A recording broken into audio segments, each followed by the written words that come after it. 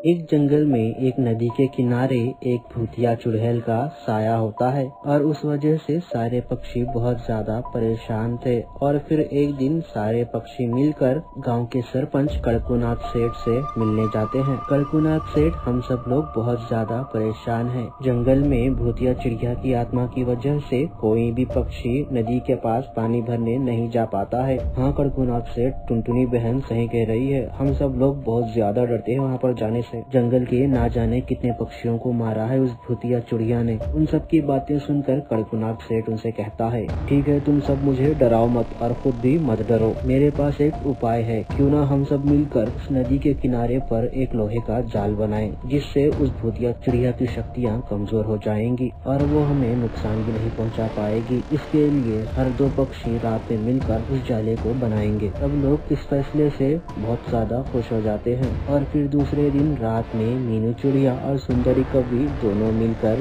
उस नदी के किनारे जाते हैं। तभी ये सब टूनी चिड़िया देख लेती है। अच्छा बेटा, तुम लोग मुझे रोकने के लिए ये सब कर रहे हो? अच्छा जी, ये सब मुझे नहीं जानते, मैं इनकी अम्मा हूँ। अब बताती हूँ चिड़िया को कि कैसे मुझसे बच पाता। अब वो भूतिया चिड़िया एक आम सी चिड़िया का रूप लेकर चाय बेचने के लिए जाती है। चाय, गर्मा गर्म चाय, अदरक और पुदीने वाली चाय। उसकी आवाज सुनकर वो दोनों चिड़िया उसके पास आ जाते हैं। अरे चिड़िया बहन, 2 कप चाय तो देना। वैसे तुम इस जंगल में नई आई हो क्या? हाँ बहन, मैं एक गरीब चिड़िया हूँ। चाय बेचकर ही मैं अपने बच्चों का पेट भरती हूँ। जैसे ही वो दोनों चिड़िया चाय पीती है, उन्हें चक्कर आने लगता है और दोनों वहीं पर गिरकर मर जाती है। और फिर वो भूतिया चिड़िया अपने असली रूप में आ जाती है। और पियो मेरे हाथों की जहरीली चाय। मुझे रोकने की कोशिश पड़ गई ना तुम दोनों पर भारी। जो भी मुझसे टकराएगा वो चूर चूर हो जाएगा। और तभी दूसरे दिन कालू कौवा नदी के किनारे आता है, देखने के लिए कि काम कहाँ तक हुआ। लेकिन वहाँ पर आते ही वो देखता है कि वो दोनों पक्षी वहाँ पर मरे हुए पड़े होते हैं। और वो चिल्लाता है, अरे भाइयों यहाँ पर आओ, ये देखो क्या अनर्थ हो गया। ये दोनों पक्षी मर गए, लेकिन कैसे मर गए? तभी बंटी कबूतर कहता है, लगता है इन्हें किसी सांप ने काट लिया है। लेकिन छोड़ो, हमें अपना काम करना है, चलो हम काम खत्म करते हैं। अब कालू कौवा और बंटी कबूतर रात में जाल बनाना शुरू करते हैं। काफी रात हो जाती है और वो दोनों थक जाते हैं। और तभी भूतिया चिड़िया चाय वाले का रूप लेकर आ जाती है। चाय, गर्मा गर्म चाय, अदरक इलायची लौंग वाली चाय, गर्मा गर्म चाय। फिर कालू कौवा और बंटी कबूतर वहाँ पर चाय पीने के लिए आ जाते हैं। अरे चिड़िया बहन, हमें 2 कप चाय तो दे देना, आज हम बहुत थक गए हैं। लेकिन आज से पहले हमने तुम्हें यहाँ पर कभी नहीं देखा। हाँ साहब, मैं एक गरीब चिड़िया हूँ, मैं पास ही के जंगल में रहती हूँ। ऐसे ही अलग अलग जंगल में जाकर चाय बेचकर अपना गुजारा करती हूँ। वो सब छोड़िए, ये लीजिए आपकी गर्मा गर्म चाय। जैसे ही कालू कौवा और बंटी कबूतर चाय पीते हैं, उन्हें भी चक्कर आने लगते हैं। ये चिड़िया, तुमने इसमें क्या मिलाया था? ये कहकर वो दोनों मर जाते हैं। और फिर भूतिया चिड़िया अपनी असली रूप में आ जाती है। मैं चिड़िया नहीं, चिड़िया की आत्मा हूँ। तुम वो जाल बनाकर मेरी शक्तियों को कम करना चाहते हो? भूल जाओ। अगर किसी ने भी मुझे जरा सी भी तकलीफ दी तो मैं उसे जान से मार दूंगी, जैसे कि मैं अब तक पक्षियों को मारती आई हूँ। पर ये सब टुनटुनी चिड़िया पास ही में एक पेड़ पर बैठकर देख लेती है। अच्छा, ये सब ये भूतिया चिड़िया का किया धरा है।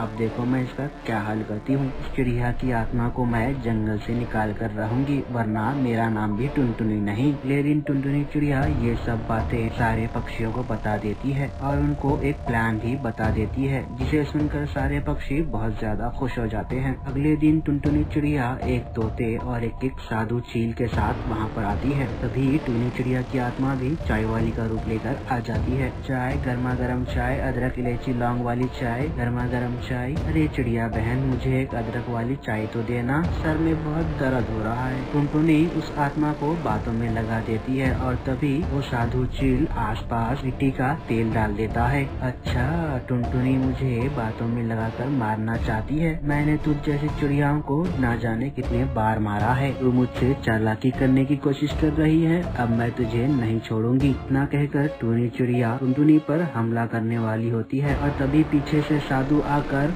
वो चिड़िया पर मशाल फेंक देता है, जिसकी वजह से वो चिड़िया जलने लगती है। बचाओ, मुझे बचाओ, तुम लोग मेरे साथ ऐसा क्यों कर रहे हो? मैं जल रही हूँ, मुझे बचाओ, मैं तुम लोगों को कभी नहीं छोड़ूंगी, मैं फिर से आऊंगी तुम लोगों से बदला लेने के लिए। ये कहकर वो भूतिया टूनी चिड़िया जलकर राख। बहुत समय पहले दो चिड़िया जिनका नाम टूनी और रानी था, वो दोनों मिलकर पक्षीवन जंगल में साथ में रहा करते थे। और कुछ दिन बाद रानी चिड़िया की शादी एक अमीर कौवे से हो जाती है और वहीं दूसरी तरफ टूनी चिड़िया की शादी एक गरीब कबूतर से होती है। और शादी के कुछ महीनों बाद रानी चिड़िया अपनी बहन टूनी चिड़िया से मिलने आती है। टूनी चिड़िया जब रानी चिड़िया को देखती है तो बहुत ज्यादा खुश हो जाती है और कहती है, दीदी आपने मुझे बताया नहीं कि आप आ रहे हो। अगर आप मुझे बता देते तो मैं रामू काका को आपको लेने के लिए भेज देती। तभी रानी चिड़िया कहती है, टूनी इसकी कोई जरूरत नहीं है, मैं अपनी हवाई मोटर में आई हूँ, चलो जल्दी से एसी ऑन करो, मुझे बहुत गर्मी लग रही है। दीदी मेरे घर में एसी और कूलर नहीं है, फिर भी चलो मैं आपको पंखे से हवा कर देती हूँ। पता नहीं क्यों आज सुबह से लाइट भी नहीं है। रानी तुझे तो पता है कि मैं कितनी अमीर हूँ, मेरे घर में तो हर कमरे में एसी लगा हुआ है, लेकिन तू तो ठहरी गरीब, तेरी इतनी औकात कहाँ जो तू एसी खरीद सके। ये पैसे ले अपने घर में एसी लगवा ले। दीदी ये आप क्या कह रही हो, हमें एसी की कोई जरूरत नहीं है, हमारे घर में तो आसपास के पेड़ों से ही बहुत ज्यादा हवा आती है। रानी मैंने तो सोचा था कि एक हफ्ता तेरे घर पर रहूंगी, लेकिन अब लगता है कि मैं यहाँ पर एक दिन भी नहीं रुक पाऊंगी। इस गर्मी में तो मेरा दम ही घुट जाएगा, मैं शाम को यहाँ से अपने घर चली जाऊंगी। दीदी जैसे आपकी मर्जी, चलो अब खाना तो खा लो, बहुत बातें कर ली आपने, आप थक गई होंगी। उसके बाद रानी चिड़िया टूनी चिड़िया के साथ खाना खाने जाती है। ये क्या टूनी, तुझे तो पता है ना मैं जमीन पर बैठकर कभी भी खाना नहीं खाती हूँ, मेरे घर में तो बड़ी सी डाइनिंग टेबल है, कभी मेरे घर आना और फिर डाइनिंग टेबल पर बैठकर खाना खाना, फिर देख तुझे कितना मजा आता है डाइनिंग टेबल पर खाना खाने से। टूनी मुझसे तेरी हालत देखी नहीं जाती, अगर तू कहे तो तेरे जीजाजी से मैं बात करके राजू की नौकरी उनके ही यहाँ लगवा दूंगी, वहाँ ऊपरी कमाई बहुत होती है, जल्द ही तू भी मेरी तरह अमीर बन जाएगी।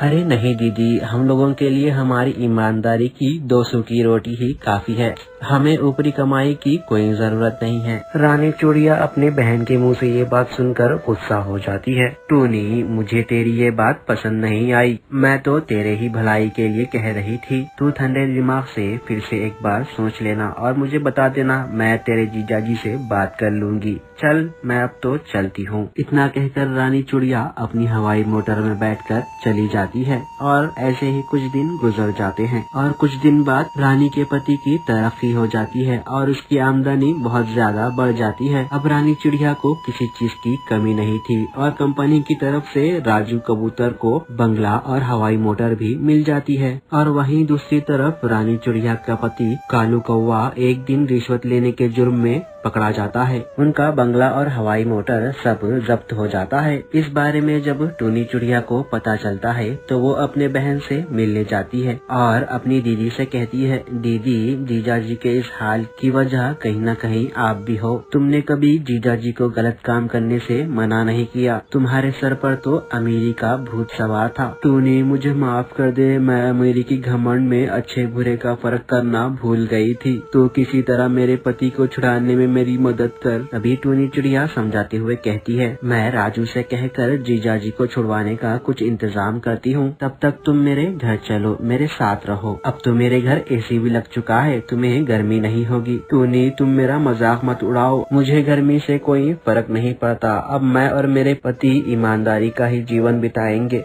टूनी चिड़िया अपनी बहन को घर ले आती है और कुछ दिन बाद कालू कौवे की जमानत हो जाती है और फिर कालू कौवा पूरी तरह से बदल जाता है और छोटी मोटी नौकरी करके ईमानदारी की जिंदगी गुजारने लगता है। अब दोनों बहनें खुशी खुशी अपना जीवन बिताने लगती है। बारीक जंगल में टूनी चिड़िया का परिवार रहता था, वो लोग बहुत ही सीधे साधे थे। टूनी चिड़िया की बड़ी बहू मुनमुन, वो पढ़ी लिखी और सुंदर भी थी, उसे सजने संवरने और मेकअप करने का बहुत ज्यादा शौक था। टूनी चिड़िया की बेटी बुलबुल दिखने में बहुत ज्यादा साधारण थी।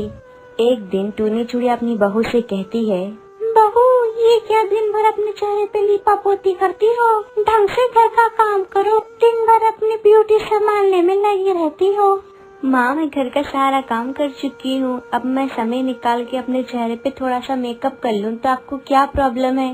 वैसे भी मैंने ब्यूटिशियन का कोर्स किया है, अगर मैं अपना मेकअप ना करूँ तो मैं सारा कोर्स भूल जाऊंगी।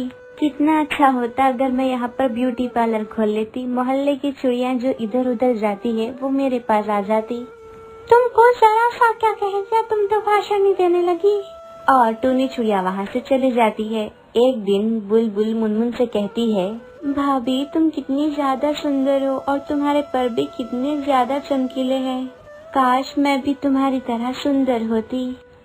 क्या करूं दीदी, मैं भी तुम्हें सुंदर बनाना चाहती हूँ लेकिन मम्मी मुझे करने ही नहीं देती। तुम तो जानती ही हो मैंने ब्यूटिशियन का कोर्स किया है। मैं तुम्हें इतनी सुंदर बना दूंगी कि तुम खुद को पहचान ही नहीं पाओगी।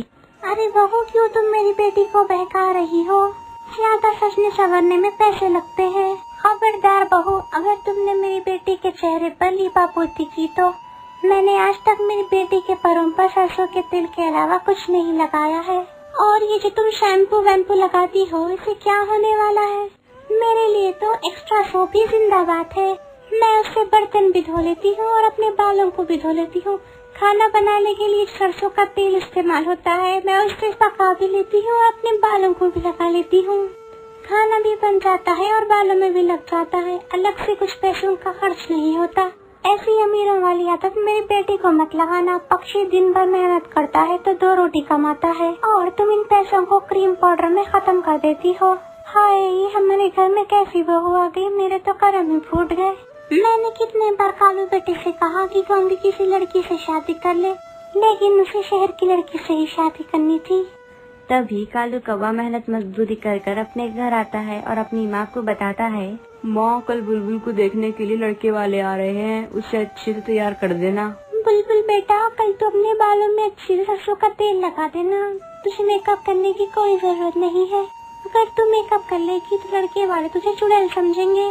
अगले दिन बुलबुल को देखने लड़के वाले आते हैं, लेकिन लड़का बुलबुल को देख के रिजेक्ट कर देता है। लड़के वालों के चले जाने के बाद मुनमुन बहू टूनी चुड़िया से कहती है, माँ अगर आप मुझे मेकअप करने की इजाजत दें तो फिर मेरा कमाल देखिएगा।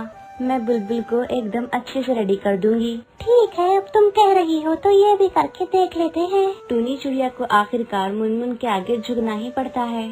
अगली बार जब लड़के वाले बुलबुल को देखने आते हैं तो बुलबुल चाय लेकर आती है। ये लीजिए मेरी नंद साहिबा, आगे देख लीजिए मेरी नंद कितनी ज्यादा खूबसूरत है और मेरी नंद सर्वगुण संपन्न भी है। पूरी तरह से तसल्ली कर लीजिए। तभी बंटी कबूतर की माँ कहती है, बेटा तू भी तसल्ली कर ले, फिर ये मत कहना कि माँ तुमने मेरी शादी जबरदस्ती करवाई है। मोंटी कबूतर के ऊपर बुलबुल चिड़िया की खूबसूरती का जादू चढ़ चुका था।